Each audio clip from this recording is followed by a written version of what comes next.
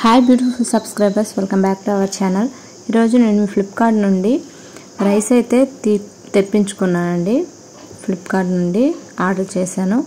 ఇది ఎలా ఉంటుంది ఏంటి అనేది మీకు ఓపెన్ చేసి చూపిస్తాను. అలాగే వండితే అన్నం కూడా ఎలా ఉంది అనేది కూడా మీకు చూపిస్తాను. వీడియో నచ్చితే లైక్ చేయడం అయితే మర్చిపోకండి. మన ఛానల్ని కూడా సబ్స్క్రైబ్ చేసుకోండి. ఫస్ట్ టైం అయితే తీసుకున్నాను ఫ్లిప్కార్ట్లో రైస్. ఇది మోగ్రా బాస్మతి రైస్ అన్నమాట. బాస్మతి రైస్ హాఫ్ ఉంటుంది, ఫుల్ అయితే ఉండదు, హాఫ్ కట్ అయితే ఉంటుంది. ఇది 10 kg బ్యాగ్ అనమాట. నాకు 550కి ఇలా పడింది. మీకు ఎంతమందికి ఇలా లాగడం ఇష్టమో కామెంట్ చేయండి. నాకైతే చాలా ఇష్టం అండి. ఇలా లాగుతుంటే మంచి భలేగా వస్తుంది కదా, చూసారా. ఫస్ట్ అటు సైడ్ కట్ చేశాను, రాలేదు. మళ్ళీ ఇటు సైడ్ కట్ చేసి లాగుతున్నాను అనమాట. మీలో ఎంతమందికి ఇలా లాగడం ఇష్టమో కింద కామెంట్ చేయండి. ఎందుకండి నేనైతే ఓపెన్ చేశాను. దాని లోపల ఇంకో బ్యాగ్తో ఉందన్నమాట. ఇంకొక కవర్లో పెట్టి రైస్ అయితే ఉంది. ఇది 10 kg బ్యాగ్ అనమాట.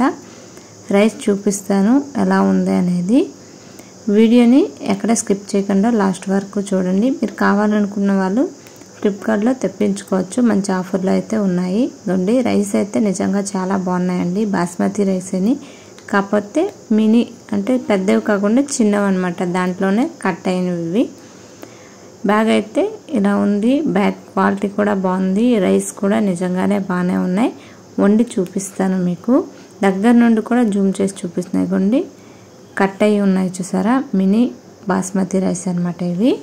మీకు ఇవి వండేసి కూడా చూపిస్తాను. రైస్ ఎలా ఉంటుంది, తినడానికి ఎలా ఉంటుంది అనేది చూపిస్తాను మీకు. ఇప్పుడు దీన్నైతే కుక్ చేసి చూపిస్తాను. వీడియోని లైక్ చేయడం అయితే మర్చిపోకండి. వీడియో చాలా మందికి రీచ్ అవుతుంది. ఇంకోండి నేనైతే ఒక గ్లాస్ రైస్ అయితే తీసుకున్నాను. దీన్ని 2-3 సార్లు బాగా అయితే కడుక్కోవాలి. రైస్ని మంచిగా చాలా బాగున్నాయండి. రైస్ అయితే కొత్త బియ్యం కాదు, పాత బియ్యమేని. మంచి స్మెల్ కూడా వస్తుంది.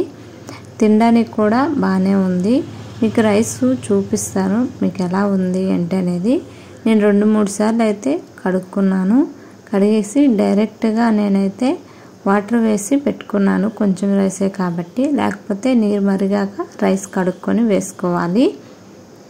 కుక్కర్లో పెడితే ఇంకా బాగా వస్తుందని అనుకుంటున్నాను. నేను ట్రై చేయలేదు ఇప్పటి వరకు కుక్కర్లో పెట్టి. ఇదిగోండి నేనైతే స్టవ్ అయితే ముట్టించాను, పెట్టేసాను. ఇదిగోండి రైస్ అయితే ఉడుకుతుంది, చూసారా. ఇప్పటికే ఇలా పెద్దగా ఉన్నాయి. ఆఫ్ అయినప్పటికే చూడండి ఎంత పెద్దగా ఉన్నాయి రైస్. ఇది ఇంకా ఫుల్గా బాయిల్ అవ్వాలి.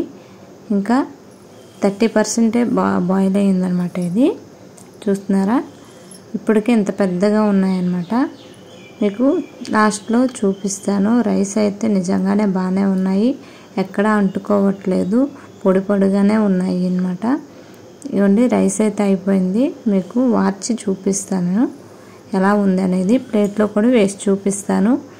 వీడియోని లైక్ చేయడం అయితే మర్చిపోకండి. మీరు ఎప్పుడైనా ఫ్లిప్కార్ట్లో రైస్ తీసుకున్నా మీకు ఎలా ఉంది అనేది నాకు కామెంట్ చేయండి. ఇదిగోండి ప్లేట్లో అయితే మీకు వేసి చూపిస్తున్నాను.